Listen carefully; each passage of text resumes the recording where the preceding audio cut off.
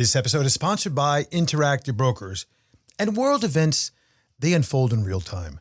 Now you can trade them. With IBKR prediction markets, trade elections, climate, and economic outcomes alongside stocks, options, and bonds, all in one integrated platform. These are simple yes or no contracts priced to reflect the market's view of probability. If your prediction is right, you'll receive $1 per contract and earn interest on your position while you're invested. IBKR prediction markets turn market expectations into actionable trades. Prediction contracts, of course, are not suitable for all investors. Learn more at ibkr.com/predictions. The Disciplined Investor is all about you, your money, and the markets. Sit back and get ready for this edition of the Disciplined Investor Podcast. This episode of The Disciplined Investor is sponsored by Horowitz & Company. If you're looking for a portfolio manager, look no further. Horowitz & Company. From seed through harvest, cultivating financial success.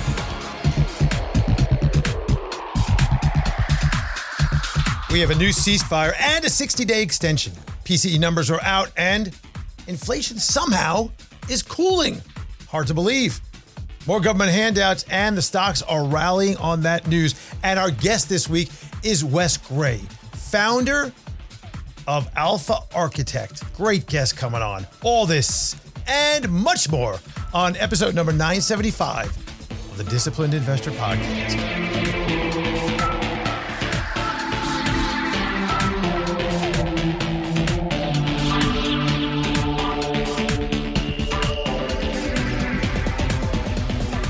And welcome to the Summertime Markets here on the Disciplined Investor Podcast.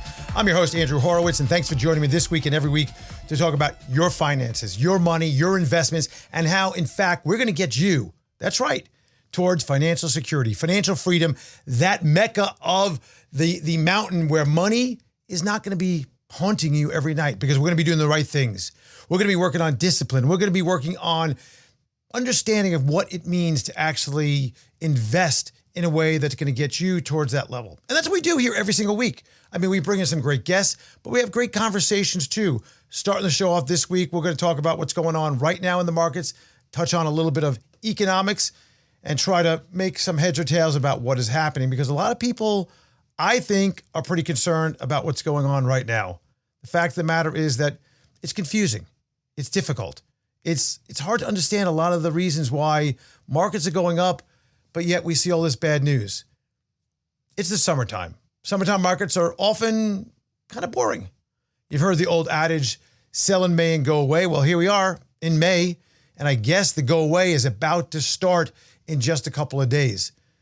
We're about to enter into June, July, August. The old idea was a lot of the traders would go away. They go on vacation. They'd find somewhere to hide away, get away from the desk, and what that would mean was that they weren't trading. But these days, we're trading, right? You could just simply run an entire book of business right on your phone.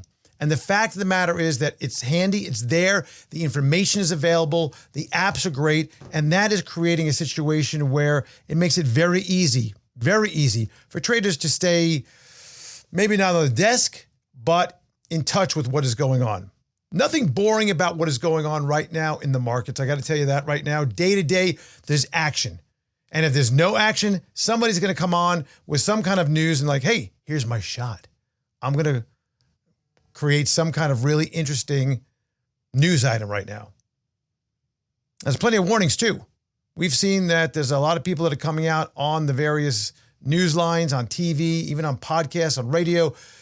And they're saying, you know what, we don't trust this. One of the big things that's going on is maybe the SpaceX IPO is going to suck the guts, the wind, to take everything out of the markets when it happens, when we're talking about a $1.75 trillion mammoth investment. And that, in fact, is going to cause a lot of disruption.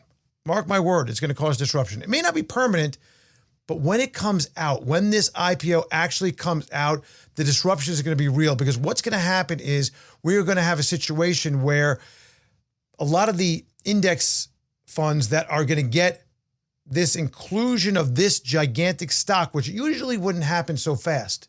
They'd have time. But the inclusion of SpaceX into the S&P, and as more importantly, the NASDAQ 100 almost immediately within a few days is going to cause all those index buyers to buy it up very quickly, creating a bit of a floor under the stock. And that's good because there's a lot shorter period in which the lockup period expires on this deal. It's going to be a bit of a rolling lockup period on this one, but a lot shorter for some of them where employees can get rid of their shares. So that's a lot about what's going on in the next few months and a lot of anticipation. There's also a lot of money that's still being spent, whether it's from stimulus that's left over from the Biden era or even what's going on with OBA through Trump. There's still stimulus in the system. And then when there's not stimulus, we got governments doing things like talking about reducing rates in some areas, like in Korea, they may do it. Stock market's up, economy's on fire, but they're still talking about reducing rates. Here in the United States, we have Kevin Warsh, recently put into position at the Fed as the chair. We'll see. Bets are that he's going to actually increase rates. We'll see.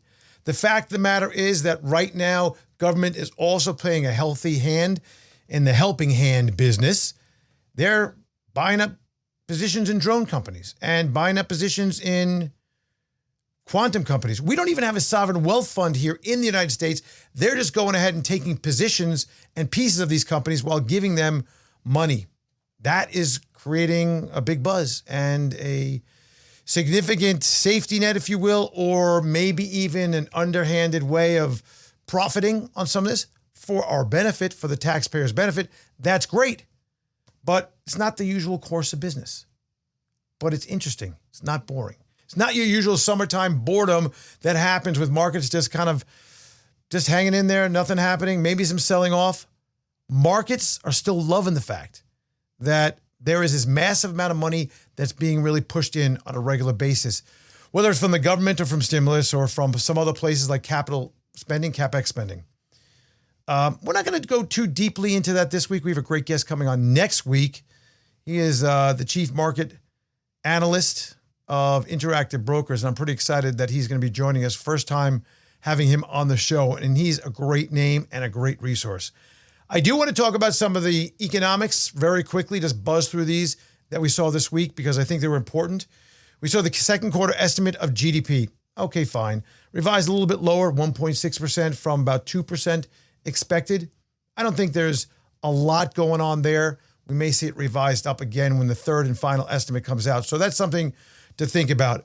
The GDP deflator came out of 3.5%, below expectations. Maybe some easing of inflation pressures, but I'll kind of move down the list and talk about PCE, the Fed's preferred inflation gauge. Personal consumption expenditures up 0.4%, slightly below expectations, still hot. The core up 0.2. Looking at if you multiply that by 12, looking at an annualized basis, up 2.4%. So that's again excluding food and energy, which we can't do. Personal income was flat. No increase in personal income, below expectations. I'd consider that maybe a softer read. Personal spending, solid +5. People are still spending. So even though all the inflation numbers we looked at, the fact that things are more expensive, the reality is that right now, when we look at what's really gone on, the fact that consumer sentiment is moving down doesn't seem to bother anybody. I feel miserable. I'm going to spend money. Maybe that's what's going on. Maybe it's like, I feel miserable. I'm going to eat. Maybe that was the old way. Give me some ice cream. Give me some candy. Give me a steak. I got to eat something. I'm so miserable. Maybe what's happening now is not that. Maybe what's happening now is like, you know what? I'm going to buy something for myself. I'm going to go on a vacation. I'm going to travel. I'm feeling miserable. Oh man, I got to do something. I'm going to buy something. Let's go. Let's get on Amazon, buy one of the specials or something like that. But it's happening. So overall inflation readings are better than expected. That did help out towards the end of the week. A little bit. Now, in terms of business investment, durable goods orders, we saw those numbers come out. Strong headline number, up 7.9% during the month.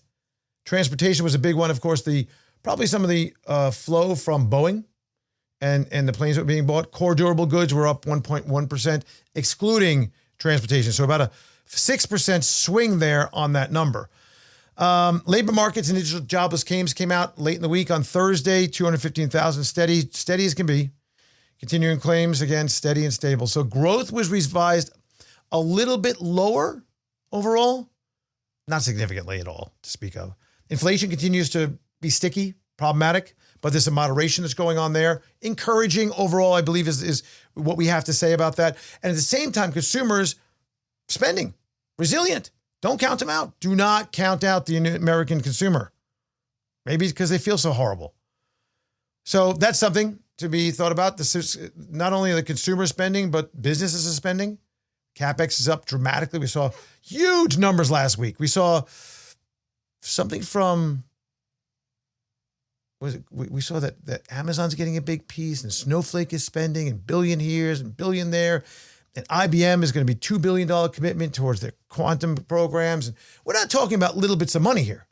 And a lot of this sneaks in to the market somehow, whether it's through increase in labor to get to the point where it is, whether it's an increase in need for more bandwidth, cloud, compute, whatever it is, construction, all seems to sneak in. So lots going on there. So I think that kind of interesting of what we saw there. I would say that if I was to encapsulate the two parts of what we saw last week with the numbers coming out with companies and economics, pretty much the same as what we've been seeing. And that's why there is this underside, this relative bullish trend that continues. Even in this side of this whole farce that we have a ceasefire, but yet we're lobbing bombs on them, that we believe it's a breach in the ceasefire when Iran throws out a ballistic missile to Kuwait. Well, that's terrible. That's a ceasefire breach, but we don't do anything about it. What we do is we give a 60-day extension of the actual talks that are going absolutely nowhere, let's be honest. Last weekend, what was the big news that rallied the markets initially on Monday? It was over the weekend that we had an imminent deal that was on the table. 2 days later, not such a rush to do anything. There is knowledge in Washington that climbing the wall of worry is good for the stocks. There's an understanding that we go this way a little bit, this way a little. And every time we say something good, the markets go up. Every time bad, nobody cares. There's an understanding about that. Mark my word. Trust me on this. You can see it plain as day, and they are playing it like a fiddle. Something to think about. Now, lots of you took advantage of something. We had that book giveaway, the signed book giveaway for the Disciplined Investor, and lots of you took advantage of that. What we said was any new clients to come in, send us your portfolio. Let's review it. If you like what we say, maybe we'll work with you. You liked it. We sent you the books. And there was kind of such a nice response. I figured, well, maybe into the summer we'll do it again. I was thinking about it. I don't know. Should I? I'm kind of a softie, so I guess we'll do it again. So if you want us to review your portfolio, just let me know. Go to thedisciplinedinvestor.com. Drop me a note over on the contact us there, or ask Andrew and say, hey, listen, how do I get this to you through a secure server? And we'll just hook you up right away and show you how to do it. Maybe something we can help you with, maybe not. Maybe everything is great. Maybe you've done a great job. Maybe everything is perfect with what you did. I'll tell you that too. Plenty of times we're like, you know what? You have what you need. You're aligned. Don't do anything. But a lot of times I got to tell you, people like into the next phase of where we're going right now, am I in the right position? I'm like, well, you don't have these couple of components that could really help your diversification. Or, you know what? You're telling me you're aggressive and you have the most conservative portfolio sitting all in cash. You can't move it on your own probably. Let us help you with it. Let's go through our dollar cost averaging multi-pronged approach with 1 foot in, 1 foot out. Let's help you with the systematic time-based, and let's help you with the opportunistic side of our dollar cost averaging. I don't know. Anyway, we'll do it again for June. That's the point. Go over to thedisciplinedinvestor.com and click on the Ask Andrew. We'll send you a copy of The Disciplined Investor, the actual copy of the book, not a PDF, signed by me, wishing you the best, and we'll get it going for you. Now we're going to get to our guest, so let's get moving with that, shall we? A quick note before I introduce you to Wes Gray, let's talk about Interactive Brokers. And I've said this before, but you're diligent. You research your investments, you analyze the markets, but have you researched your broker? For the past 3 years, Interactive Brokers individual clients average, get this, 24.3% annual return, beating the S&P 500. Lower costs, competitive rates, and access to over 170 global markets helped investors keep more of what they earn. You know, the broker that you choose matters. Interactive Brokers, member SIPC. Learn more at ibkr.com/performance. That's ibkr.com/performance. Let me take a minute and let's talk about Wes Gray, because this is a really interesting guy. I mean, really interesting guy. Because he was a captain in the United States Marine Corps, and then he earned an MBA and a PhD in finance from the University of Chicago, where he studied under Nobel Prize winner Eugene Fama. That's pretty impressive. Next, he took on an academic job in his hometown, in his wife's hometown of Philadelphia. He worked as a finance professor at Drexel. Now, his interest in bridging the research gap between academia and industry led him to be founder of what is known as Alpha Architect. This is an asset management firm and is dedicated to an impact mission of empowering investors through education. He's been seen in so many different industry publications, published multiple times in academic papers, written several books. This is the real deal. Let's get it on with him. And Wes Gray, back from South America. How are you? Doing well. Thanks for having me. Absolutely. A lot of things I want to talk to you about. We've talked before, of course, and you know, you studied, I'm always so impressed by this. It's kind of like a little bit of a fanboy, because you studied under Eugene Fama at Chicago Booth, right? I did. And that must have been pretty cool. It was very cool. It's great getting hazed by a Nobel Prize winner every day. Every day. I can imagine. So you transitioned through that period from fundamental value picking, right, to systematic quant approach. And kind of, I guess there's some of that, you know, obviously what he taught, and a lot of what he taught was a very big influence on you. But what I want to know is, what specific evidence or maybe even experiences convinced you that more of a rules-based quant process is going to outperform discretionary stock picking for capturing value and momentum premiums? Yeah. So, I mean, I guess it kind of goes back through my life as an investor. So just the quick recap. And I kind of, it's funny because I kind of see parallels, unfortunately, in deja vu in many respects in our current market. But basically what happened is I kind of got started in like 99 is when I got really into like investing and stock picking. And I was just lucky because I'd gotten introduced to like the whole Warren Buffett value investing thing in the midst of when, if you recall, that was like when the NASDAQ triple Q was also insane. And like, you know, anything with a .com on the end of it would just go up 100%, kind of like AI today, right? It's like, right. I see like there's a lot of parallels. And so I got lucky in the sense that at the very peak of that, I was just like, well, why would you do that? You should buy these like cheap value stocks. And just by dumb luck, you know, I was a stock picker at the time. You know, in 2020, all the go-go stocks went down 90%. I was making money. And then there was this massive small cap value run for the next, 10 or 15 years. And so obviously, you know, through that whole period, there's a lot of other things I did, but I was doing great. And I thought it was because I was awesome. You are, at picking stocks. You're the best. Yeah, I'm the best, right? Like, look at the market. It's just reinforcing how smart I am. And then, of course, this story doesn't end well, obviously, but through like I got into the PhD program. I started in 2002. I started getting influenced obviously by Fama and all the quants and all this other research out there. I was like, oh, that's kind of interesting. They're basically saying that computers can essentially replicate, what I'm doing. And there's no way, because I'm way smarter than that. But long story short, I ended up for my dissertation studying this organization called Value Investors Club, which I don't know if you're familiar with. It's all these hedge fund managers and stock pickers. They basically submit their stock picks to this message board that's kind of like exclusive access only. And at the time, I don't know how big it is now, but there was 4,000 stock pitches. And so I literally cataloged every single one, did all the research on it, cranked the numbers. I'm like, holy cow, these guys beat the market. Yeah.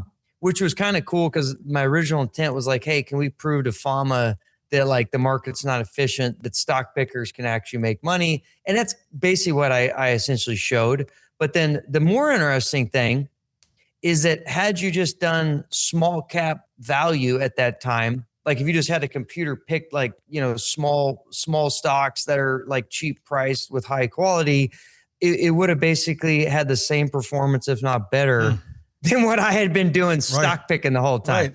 Right. Because I was doing that analysis as well. And then so it kind of got in my head. I'm like, wait a second. Maybe all these quant researchers are right because, I've been living through the stress and the emotional, pain of stock picking. And I could use this damn computer and basically get to the same output, but with way less brain damage. Duh. I should probably do that. Right. So it's just, for me, it was like it took me a long time to get there, probably about 15 years in total. But eventually it happens to everybody. So, but just when did, I don't know if you know this, but yeah, I remember small cap value. If you look at that and you look at it just on a basis of that factor, right? Small cap value only. If I'm not mistaken, one of the earliest, this guy came up in conversation this week too. Jim O'Shaughnessy wrote a book called What Works on Wall Street back when. And I think, if I'm not mistaken, I could be wrong about this, but in the end of this giant book, right, it was like, just go small cap value and just throw everything else out. It was like, that was the winner. That was the one. And if I'm not mistaken, that's what happened there. Yes, pretty much. And to your point, Jim's book's like 1,000 pages. And I got multiple copies of it. It's a great book. And I think he was basically small cap value. I think he had some momentum in there too. I can't recall exactly, but yes, that was the punchline. And it just so happened that the best run in recent memory of that strategy was from like 2000 to essentially 2008. Since then, as everyone knows, the last 10 years, it's been a dirt ball because obviously buying S&P was the best idea on the planet Earth. That's decidedly not small cap value. I mean, the rest of this, story is still to be told. We got to live for another 20, 30 years out of sample. But, markets change and markets evolve. But that was, to answer your question, that's how I switched from being a stock picker to being just more quant based. Is I kind of realized that the computers can do most of the work just as well, and that the market's really good about giving you a big ego, usually exactly at the wrong time when you shouldn't have an ego, and that's just the nature of it. And you touched on something. You touched on 1999. I was there. It's funny because before that, value was really in good shape. As a matter of fact, there was a big. There was a really big, I guess, competition, controversy. It was, who's better? Was it Alliance at the time, before they were Alliance Bernstein? Was Alliance, which was a growth shop, or Bernstein, which was a value shop? And I can tell you, and actually, I'm going to throw one more in there. Northern Trust was really the one that was the key. They were a growth shop back then. They were like, Northern Trust guys were like, these guys would be driving their Porsches, their Maseratis, all that down the street, during the time when growth was doing well. The Bernstein guys were still, in the tight collared suits, red tie, blue, the IBM look kind of thing, right? That was the Bernstein. Yeah. And there was a time back then, I don't know if you remember this, but they're flipping, right? And everybody was running into the private wealth management of Bernstein for a while when value was doing well prior to, I guess, maybe 1995, 6, 7, through there, right? And then everybody flipped when it didn't do well and they lost all sorts of money. They flipped into growth, thinking into Northern Trust when they were thinking they were kings of it all. And then that went down the tubes too. And then they had no idea what to do. Yes, I agree. I remember specifically being in Janus 20 fund. Oh gosh, which is like the Cathie Wood of the day equivalent. It feels like, right? If you remember that one, I do remember. That was actually my first mutual fund by dumb luck, my dad's like, hey, you should buy this Janus 20 guy because some broker sold it to me. Yep. And it was crazy. I mean, it ended up losing all of its money. And I think they probably went out of business. But at the time, it was awesome. It was hot. It was like the Nifty 50, but the 20 concentration. Yeah. And that's another question I have about concentration. Your ETFs that you concentrate, right? In your about less than in our factory ETFs, yes. Factory like ETFs. we do 50 stock plus or minus in those. So they're equity weighted, industry constraint issues. What level of this concentration, or why this level, I guess, of the concentration versus broader factor tilts? Sure. So the reason for that is we were never in the industry. Ever. I was a PhD and then I was a professor in finance and I was just trying to deal with my own money and I didn't know how the industry worked, which I guess was a blessing at the time. But the whole idea is like in academic research, when you do that research, just generically speaking, even Ben Graham used to do this. Hey, let's just go take 1,000 stocks, sort them on PE ratio. And what happens if you buy the 10% cheapest? Oh, wow, they outperform. That's called the value effect. And so intuitively, because that's how it's researched, that's how the evidence is documented, I was like, well, that's how you would build the portfolio. Right. And, because that's just, I didn't know how the industry worked. And of course, what you learn in the industry is, no, you would never do that because that creates this thing called tracking error, i.e. you start deviating in extreme ways from the index. So I know that now, but at the time, like I was just trying to make money and build portfolios just based on like what the actual evidence says and like how they're constructed. Right. So that's why we did that. And that's why we've always done that. And we just tell people like, listen, this is not like every other portfolio where it starts off with S&P 500 and then adds a basis point, takes a basis point away, and then charges you a bunch of money to basically give you what Vanguard gives you for free. Yeah. Right. I mean, that's basically why we concentrate. Sure. Is because, why would you just do what everyone else does? That doesn't make any sense. Or if you're going to do that, just go buy a Vanguard. How do you manage liquidity with that and turnover capacity? Because I mean, obviously, if it's market cap weighted, then there's plenty of volume, But you start getting some of the other factors. Even if it is market weighted, but it's market cap weighted, it's still can be smaller and there can be volume issues. And if you grow that thing big enough, right? Yeah. So 100%. So we run those things in the ETF wrapper. And I think, I'm not going to name the tickers because then I'll have some compliance problem, I'm sure. But, generic like value strategies, well, maybe all of our factor funds have like $1 billion or $1.5 billion in those specific funds. And I mean, if they got to like 10 billion or 20 billion, we'd have to start doing more liquidity bucketing and what have you. Right. But, and obviously if we got hundreds of billions of dollars, then we, like everyone else, would be forced to basically closed index because if you have a lot of capital, you become the market. Yeah. That's a funny thing you mentioned then. That's a really good point though, because where does that demarcation point come to? It's like, hey, we're growing and you got partners and you got people and you got staff and you got, everybody's like, well, just keep it going. And then you're like, well, then you're no differentiation from anybody else. Yeah. So there's a bunch of academic papers that have talked about this. And you see it in the data and it makes sense. Right. And I'll explain how we're a little bit different as a firm, but essentially what happens is asset management in the end is massive fixed cost. And then it's all about scale. Right. Right. And so once you get to a point where you're like, oh, I can raise money and now we're just like a distribution marketing organization, you might lose instead of like trying to actually do research, trying to beat the market, trying to do unique things, you might say, hey, let's just pretend like we're doing that. Right. And let's just distribute it because no one got fired for hiring Goldman Sachs. Sure. For example, like we have like under our whole umbrella, we're probably like almost $40 billion now.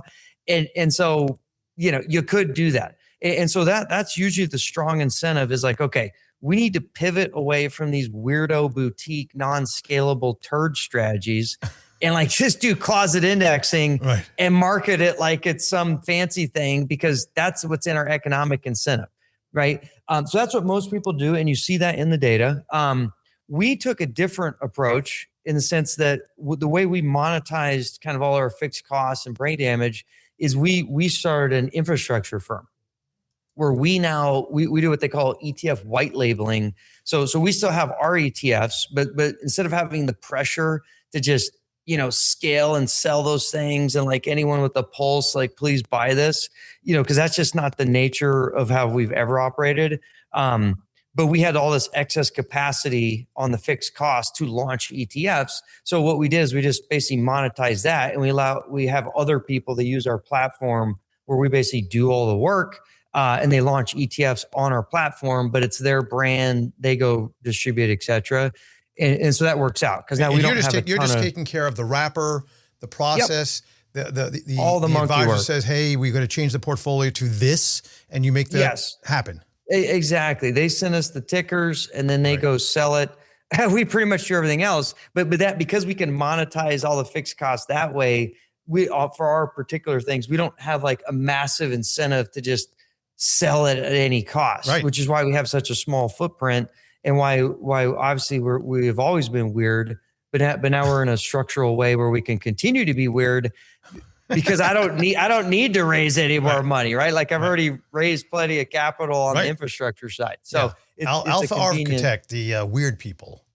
Yeah, pretty much. We don't flow to the same beat as others with respect to how the products are produced. So let's stay on this topic here, because there are a lot of advisors that listen to the show, and and actually sophisticated investors, because it's not limited to advisors. Anybody can create an ETF, right? I mean, it's not limited to somebody per se, although there may be some licensure issues in certain regards. But for both advisors and sophisticated investors, those groups in general, and maybe who want to build their own quant systems, right? Mm-hmm. So I have two questions about building ETFs and quant systems that can go hand in hand.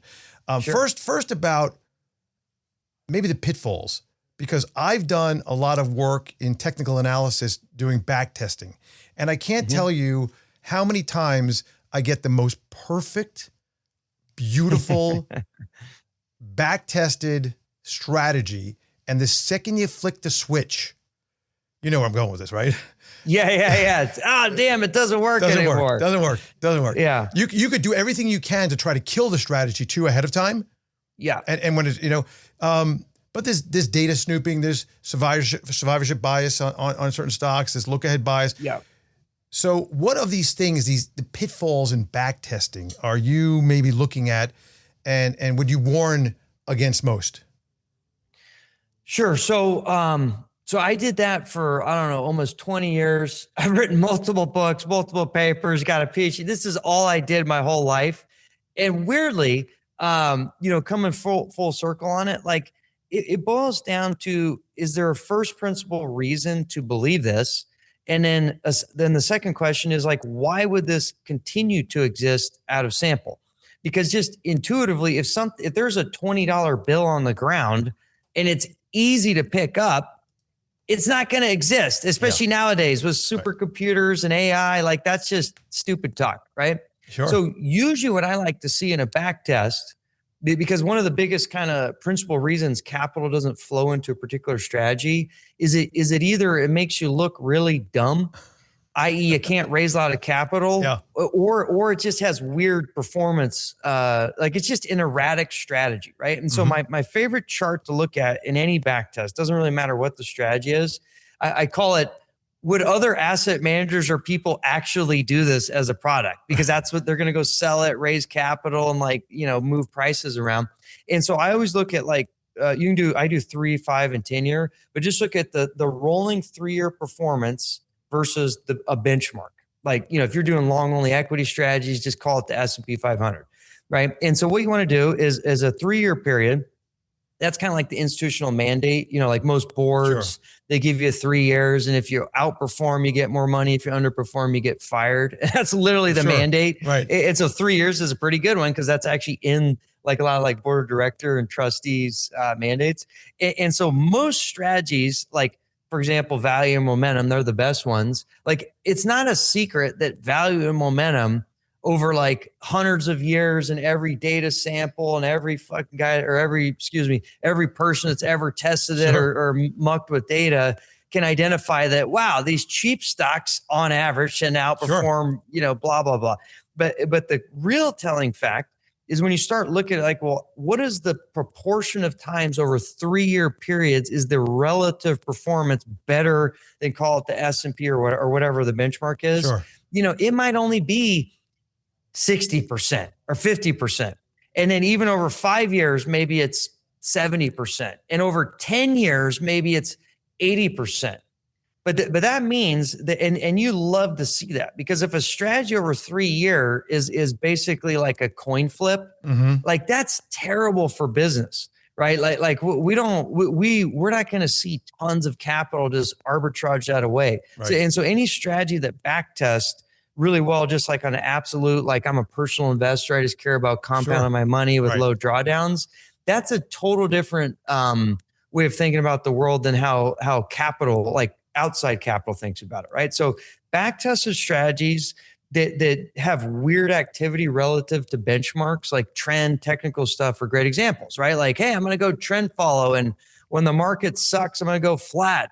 And then when it's on, like that's a classic one that's been around for... Theoretically, that makes sense. I've never understood it, by the way, because I've never understood when the in and out goes. Yeah, and there's a million you could do, there's 1,000 ways you can do it. They all get you to the same point. And generally speaking, a strategy like that works, quote unquote, over the long haul. However, if you compare your chart of like long only beta against trend follow beta, especially over the past 10 years, you're going to literally look like the biggest idiot on the planet. And you 100% will not be managing other people's money, because almost certainly you've underperformed by magnitudes, right? Yep. So, but that doesn't necessarily mean the strategy's bad, because you can look at every asset class that's ever been traded on the planet Earth at this point. And if you just do like a brain dead long only, like trend fault, like long-term trend rule, like you own it if it's trending, you go flat if you're not. Like literally, you get most of the return with half the drawdown if you have the horizon to think like that, right? And so those are great strategies. Where the back tests, I can pick a million flavors of ice cream, but they're all the general same idea. As long as I know that the market for capital hates it, that's it makes sense as a first principle idea. And then who would actually implement this as a business? If the answer is nobody with half a brain, you're probably onto something. But on the flip side of that, you got to deal with that, right? And every day when you put on CNBC and you're down 5%, the market's up 20% again, now you got to deal with your own demons of human psychology. But that's also, like, ironically, why those kind of strategies are probably more likely to work in the future. You mentioned something about retail a second ago and the individual investor, and I think it's fascinating, particularly today. When I say today, I mean like the last few weeks today. Where I have people that I know that are, let's call them risk averse, generally speaking. Where they're like, I'm doing terrible. I'm like, what do you mean you're doing terrible? You're up 12% or whatever it is. You know what I mean? Not terrible. Not terrible comparatively, just terrible because they always think they're doing terrible no matter what happens. That concept. And meanwhile, then they send you an email and they're like, or something. Should we be in the markets? I'm really worried about this and that and this. Okay. The next email is, what do you think about the SpaceX IPO? I'm like, what? Exactly. What are you talking about? Right? I mean, the market's full of that stuff, man. FOMO, fear, greed, like all the things that people have been talking about since the beginning of time. It's no amount of education can derail monkey brain. It's just, it's part of the deal. That's again, that going back to your initial question, why do I personally like computers and systems is because I understand that I also have monkey brain. And it's bad. And so the only way to get rid of my monkey brain is I have a system that I could design in like a calm, moment when I'm feeling like relatively stable in life. And I just follow the system, period. Right. Even if I think the system may not be perfect, it's just better to have a system and a process that you follow with extreme discipline. Because if your system works, I'm just going to pick a number, and this is really not, but if your system works 75% of the time, I'm not talking about winning all the time, but 75%, there's some backups here and there and all, but at least you got that, because the human nature, obviously, we've talked about this with, I can tell you how many behavioral finance guys, right? Dan and those guys, tons. A couple of weeks ago, we had Dr. Moore on. The thing is that we're all susceptible to the same thing. So anybody listening out there, these are two guys that I've been in business a lot longer, but nonetheless, two guys managing money for a long period of time. Have seen it all, back tested, worked with some of the best. And the fact of the matter is, don't think that Eugene Fama, by the way, didn't have some kind of weird FOMO and weird stuff and not thinking his stuff worked every once in a while too. Of course. You know, he's also a human. Yep.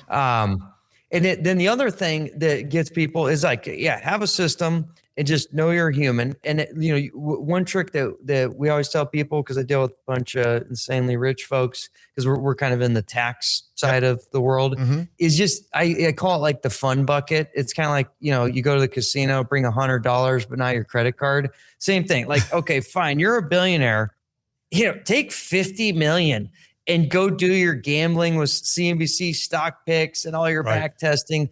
But for the other 950, just do it in some very systematic process that, keep the fees down, keep the taxes down, keep the diversification high.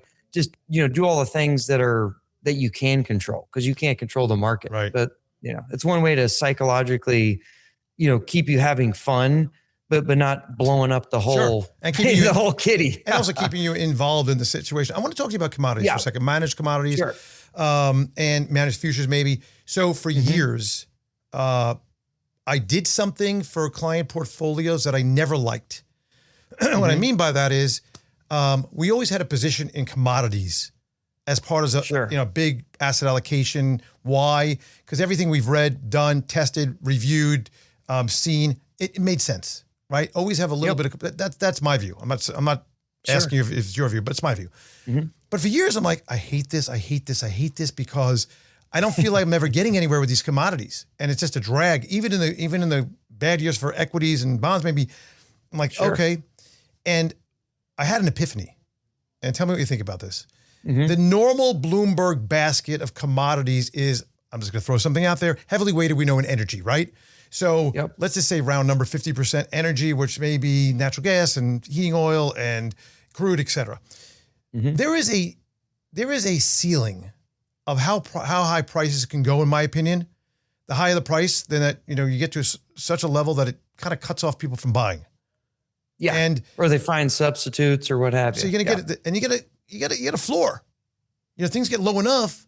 We're going to buy for the strategic petroleum reserves, or somebody's going to start, instead of being an electric car, they're going to buy an F-350 or whatever, right? And I figured, well, if we're always in the same positions, how do I ever make money here? Especially if there's contango most of the time going on, and I'm going to roll with this and lose and get clipped the whole time. 2 years ago, I'm like, I've had it. Now I know at that point, if I was to get out of commodities, we're going to see a run. Okay. Yeah, of course. I changed my parameter. I found an ETF style, which is basically a managed commodity program that looked to primarily invest in 14 different commodities that are backwardation primarily, and they can shift around on a continual basis. In other words, it was so bottom line, without all the details, it was a trading process. So tell me about that, if you've ever studied that managed futures, managed commodities overlay versus static commodities, and how that blends in a portfolio. Yeah, sure. We've been running managed futures program for over a decade now. So I know everything about this at this point, or at least studied a lot of it. Don't know everything about it, obviously, or have a private island. But essentially, yes, long only commodities, because the reason you mentioned are tough. They kind of give you inflation, but with 80% drawdowns.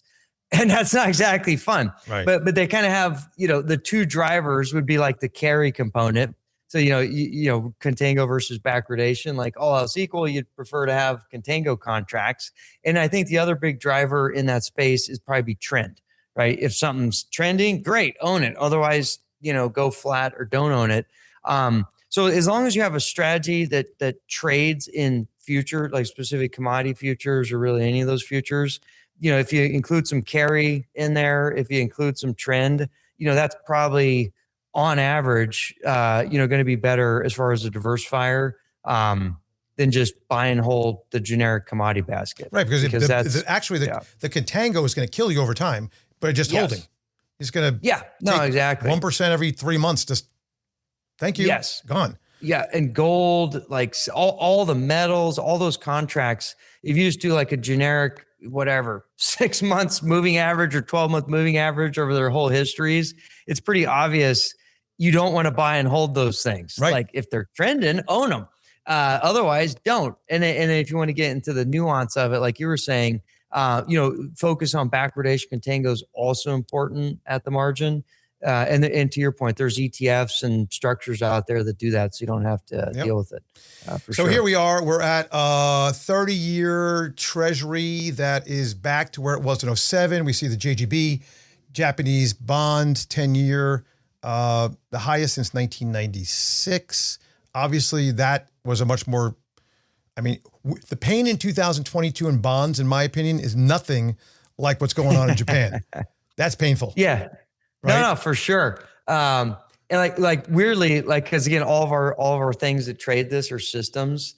It doesn't care. We primarily trade like trends, but I've just been seeing like this year, especially the managed future trade is basically short bonds, long commodities, long gold, plus or minus. Mm-hmm. And that has been so hair raising where like, for example, today it's, getting destroyed and it's gone up a bunch, down a bunch, up a bunch.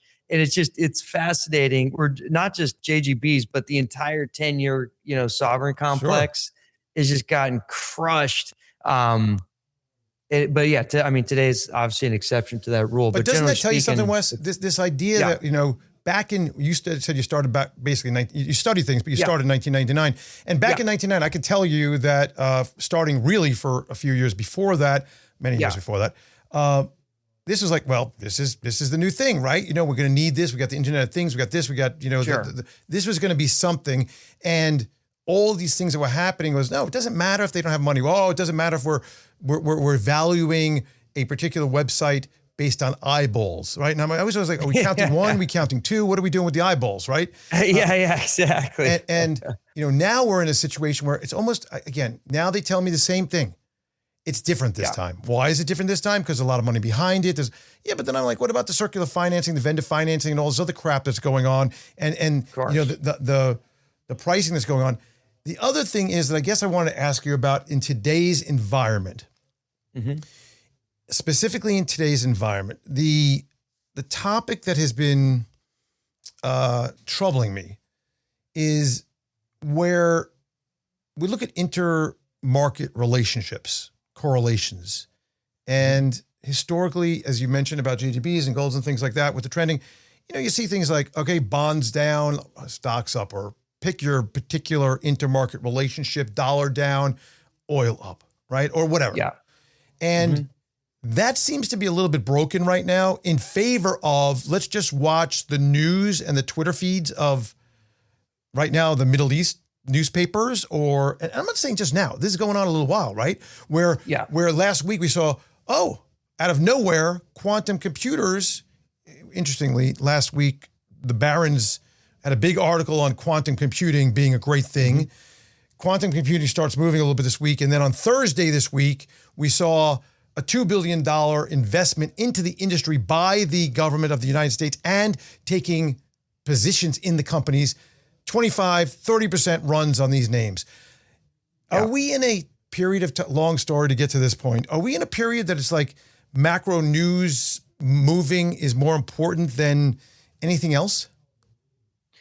I don't know if you've had Bob Schiller on here. He has this great book called Animal Spirits. And the basic thesis is that everything's behavioral. And when confidence is high and greed is high, all stories sell. And then we don't know who's swimming naked till the tide goes out, which is the Warren Buffett quote. Yep.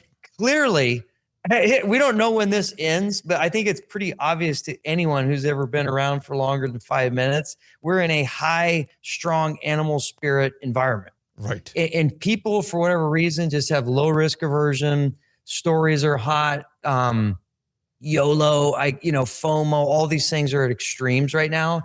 And we're just in that type of a market. And we all know that in the end, gravity has to matter. Like, why would you buy a stock in the end? Well, technically is it a real business that generates cash flow that I could actually eat? So I can actually eat that cash flow someday, because otherwise it's just bullshit. At some point that has to matter in the long game. But as we all know, like in the short game, these things can go crazy. Like, I mean, Sure. which is what's happening right now. And the problem is, that's great. Like, we know it's overvalued. We know people are insane. We know risk aversion's way too low. How do you make money from that? The answer is that's really hard. Yeah. And it usually comes back to like, well, you can't, because that means you got to predict when the humans are going to change their confidence in their animal spirits. And nobody knows how to do that as far as I can tell. And so in the end, it doesn't really matter from like a strategic investment standpoint. You do all the boring shit, right? Stay diversified, lower your fees, lower your taxes, own the commodity stuff, own your bonds, own everything, because how can you predict this stuff? Even though we all know it's going to crash at some point, if you don't know if it's going to be next week or 20 years from now, and it might be worse to be all cash. What if we have hyperinflation? You know who also knows about this? The author of Animal Spirits wrote another book called Irrational Exuberance. Yeah, exactly. Right? He has all the good ones. Right? And he explains all these things. Yeah, that was a great book. I really enjoyed that. Yeah. Let's switch gears now. Let's talk about one of the things that's happening is that a lot of people have, because of the nature of the markets over the last number of years, there is this idea that that you get these positions that become concentrated in your portfolio. Yeah. And, when they get to be a size that you're uncomfortable with, some people are like, well, what do I do with it? Well, a lot of advice would be, let us, sell a little bit of it off here and there, maybe write some covered calls on it.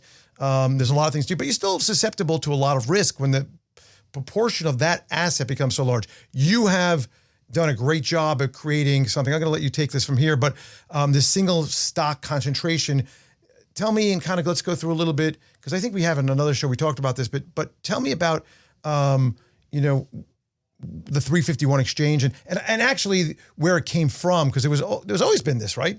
Goldman and these guys always had this kind of thing. Yeah. So just stepping back right now in the marketplace, this is literally a white hot business right now. Not just us, but I'll walk you through kind of like all the different solutions out there. And we're all like the belle of the ball at the moment, because there's tons of people that have massive amounts of wealth in like a handful of things, but they can't do anything because they don't want to pay the tax. Right. Like why would you give up 50% or 20% or whatever it ends up being to get diversified, because you're also giving up a big chunk of your wealth? It'd be way better of how could I do this and keep kicking the taxes down the road, right? So basically, there's a million solutions out there, and this is a dangerous world because, if you start talking to banks and structured products, like it can get very opaque, very expensive, and like any sort of benefit that someone might be talking about. Well, great. I might as well, after the fees and all the chaos you created, I might as well just held NVIDIA and paid the taxes, jerk. Right. But so for, if you have super concentrated situation, like let's say you own SpaceX and that's all of your wealth, right? There's really only two solutions there. You can do what they call the exchange fund, not to be confused with the exchange traded fund. An exchange fund, it basically leans on something like partnership law. It's called Section 721, where essentially you can contribute your SpaceX into a pool, and then you kind of get access to all the other things in the pool. So, whatever Warren Buffett puts in Berkshire, Michael Dell throws in Dell stock. So at least you can move from SpaceX to like this other stuff, right? And that's to your point, what you alluded to. That's what Goldman Sachs, Eaton Vance, and those guys have done for a long time. There's now newer solutions that are much cheaper and I think more efficient. Example would be like this firm called Cash Financial, but it's the same idea. If you have a concentrated position, you could dump it into these partnerships and you get diversified, but there's a catch. You got to hold it for 7 years. Right. And that sucks, right? Because now you're stuck in this thing. So yeah, you get diversified, but now you're also illiquid for 7 years, unfortunately. But it's one solution. The other solution that I would say is the whitest hot flame out there is what they call long, short tax loss harvesting, where I'm sure your users are probably familiar with like tax loss harvesting, but essentially what they'll do is, let's say you have $1 million of, again, NVIDIA in your Schwab account. Doesn't everybody, by the way? Yeah. I mean, maybe at this point, everyone probably does if it keeps going up so high. Yep. And so the problem is you're like, geez, that NVIDIA is like, what if that goes down a lot? That would stink. And so what they'll do is they'll use that and they'll put like a long short system around it. And it's kind of complicated, but basically what it's going to do is generate a whole bunch of losses that you can use to like start to slowly sell down that. And then you kind of transition your basis into like a diversified long portfolio. So that's another solution that people like. And then one of the solutions that we do specifically as a firm, but it's I would argue it's like one of the cleanest, but also has the most constraints, unfortunately, is what you alluded to, the 351. And so the 351 is when you can contribute property tax-free into a new ETF structure, which is awesome because now I just move like my NVIDIA and my other stuff or whatever it is into a low-cost, transparent, beautiful ETF. And there's no holding requirements, none of this stuff. However, the big catch on 351 is the only way to get the tax-free treatment is you have to contribute what they call a diversified portfolio. So if all you had is like NVIDIA, that ain't going to work because the requirements are no single stock can be over 25% of the contribution. And there's another rule called the 50% rule. So anyways, that's kind of your trio, right? You can go to the exchange fund route, which has the 7-year lock, but you get diversified. You can do the long, short tax loss harvesting, which is complicated, but not bad. But it also takes like 2, 3, 4 years, but at least it's liquid. You're not stuck in some structure. And then if you happen to have like a contrary position, but other stuff to kind of diversify away the concentration a little bit, i.e. you have 24% NVIDIA, not 100% of your money's in that, then you can contribute in these big 351 deals. And those are nice because now you get pulled in and you can basically kind of turn it into like S&P 500. So, and that's also way cheaper. There's no controls. And by the way, just to be clear, so everybody knows, you're going to move this into there. You're going to keep your tax basis. If you have if you have a 90% gain in NVIDIA, you're going to move this. The problem is you're going to move this into this 351 fund. You're still going to have a 90% basis, in there. Yes, but the difference is now you diversify your investments, so you don't have to worry about the volatility. That's really the big issue there.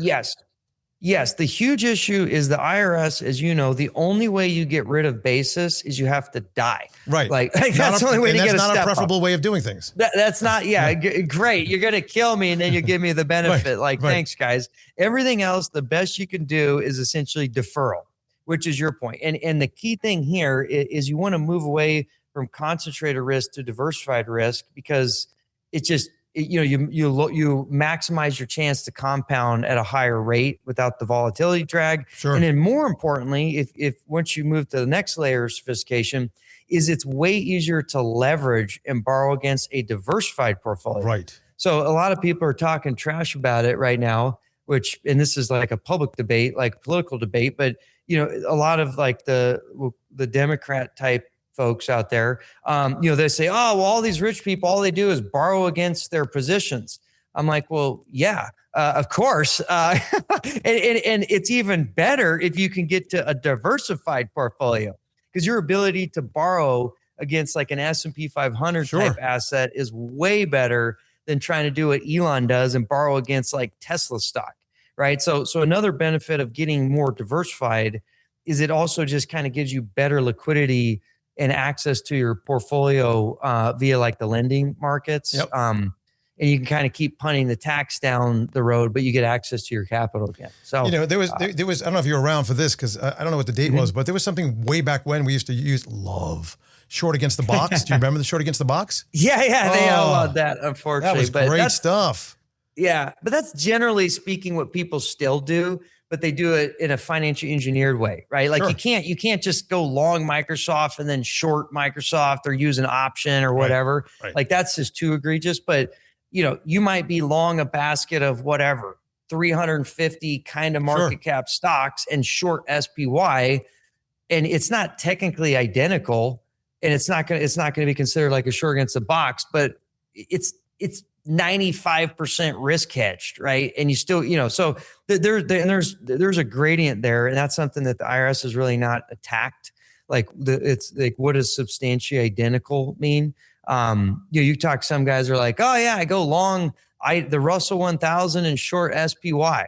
I'm like, well, they're 99.99% correlated. Right. They're like, yeah, but they're not substantially identical. I'm like, well, no one's ever been busted on it yet. But a ton of people do that. And I don't, I'm not the IRS and it's a gray zone, but that's an area where people kind of gravitated from like the obvious ones they outlawed to like, well, let's do like ones that are 99% correlated, but different index. I remember, seriously, I don't think I was been emotional at this level for any kind of regulatory change ever since I think, well, I was excited about the move away from half stints and teenies. Remember those days? Yeah. That was a good thing. I was emotionally happy about that. Yeah. That, of course, some of my friends that were market makers were devastated. But that, but the short against the box is one of those I was like, oh, so upset about. It was like, oh, this is such a great tool for temporary money in and out, And then back then there was also, a lot of collars still done. Yep. Where, you buy some options on top and the bottom, kind of collar the whole position. So it doesn't move. But that's the interesting thing about that is it seems like that's great, but you're not moving it. You're walking up the down escalator. Yeah, it's just, again, all those things, and those are still all around. There's a bunch of rules. They always try to constrain these things, which is great. That's more of a public policy thing. If it's up to me, I would just eliminate the tax because I want capital to have low cost of capital because I figure it'll spur more innovation, more wealth, et cetera. But I'm obviously a Chicago school guy, like Milton Friedman type. Right. I got voted off island because apparently it's all communist these days. But in my philosophy, I wouldn't have any of these stupid rules. Right. And we would just let people get as rich as humanly possible because that's just better for business formation and wealth creation, et cetera. But obviously we're not going to do that apparently. So we have all these rules, which is totally fine. And then, what people like I feel like my job and other people's job is like, okay, you just tell me the rules and I'm just going to maximize as much efficiency from a tax perspective as humanly possible. Yep. And that's just how we're going to play this game. I have one question I want to ask you in closing, and I don't know why I just thought of this. I just don't know where it just came from because I don't think I've ever really talked about it ever. Yeah. I've been doing this since 2007. I don't think I ever brought this up before. Structured products. The idea that you're going to buy the S&P with a 5-year period of time, that if it's above this or below that and all this stuff and these. Yeah. I see this stuff being sold, it's not being bought. It's being sold. Yeah. And every time I see it, it puts the hair on the back of my neck up a bit. And, first of all, the prospectus is this thick. Nobody understands. Nobody, even the guys that sell it don't really understand how you make money in it. No, they just know that they get a 2% front end load or whatever. Are these things going to ever go away? I mean, your analysis on this, it looks, I don't know how much you know about it, but it looks terrible. Yes. So one of the things that actually the ETF market done, I don't know if you're familiar with the firm Innovator and the whole buffer fund. Sure. But basically they've basically took what was a classic kind of insurance heavy strategy where, the bully guys would give you that pitch and then it's like, oh my God, the fees and all this stuff is insane. And so they've moved all that into the ETF structure. And I wouldn't say it's necessarily cheap and efficient like Vanguard, but it's way more tax efficient. It's way more transparent and the fees have come way down in those products. Right. And that's why I think you've seen such growth in the buffer and the outcome ETF market, because even though you can make arguments from a quantitative finance perspective, well, that's dumb. Yeah. Why don't you just own a mix of cash and stocks? You do your own delta hedging. It's way cheaper. But a lot of people, they just love outcome ETFs or structures where oh, I get 10% upside, but no downside, whatever it is. And so at least I think as those products have moved into the ETF wrapper and they're way more accessible, it's putting, I think, a lot of competition on the insurance guys because they're like, oh crap. Now there's actually a competitive alternative. So at least I got to they're still going to be opaque. They're still going to not be transparent. The prospectus will be 1 million pages long and you should run like hell when you see it. But at least at the margin, I think the competitive market is at least making it less onerous on people. That's good. Generally speaking. That's good. And I'm sure those things were packed with fees. The only person that ever saw making money was the actual firm putting it out. They were doing the whole process to make money for themselves. Yes. And that's still the case. It's still huge because they got captive distribution. But like I said, competition is a what for people that are not selling something competitive. Right. And that the ETF market has been a very good force for good, at least from a consumer perspective of like forcing everyone in the financial service businesses to like deal with competition, which is awesome. Love it. And that's also I like being in the ETF biz because I feel like we can just help continue to push that forward. Yeah, great stuff. Wes Gray, Alpha Architects. Appreciate you coming on and being a good friend of the show and everything that you do for the industry. Great stuff. Great stuff. Thank you. Likewise. Appreciate you having me. All right, buddy. See ya. Yeah, we'll see you. That's a smart guy. That's a really smart guy. And I really appreciate all the smart people that come on this show, and we have a lot of them. Great stuff. Great stuff. Got another one coming up next week with the head of analysis and stocks and markets, and great stuff. Steve Sosnak from Interactive Brokers is coming on next week onto the show. So make sure to stay tuned for that because it's going to be a good one. I promise you that. Other than that, I want to wish you a great weekend. Hopefully all things are good. Welcome to June. Welcome to maybe they're not boring. We'll see what happens. Welcome to the next phase of this rally. Maybe is going to be underway as well. I'll see you soon. Thanks for joining me.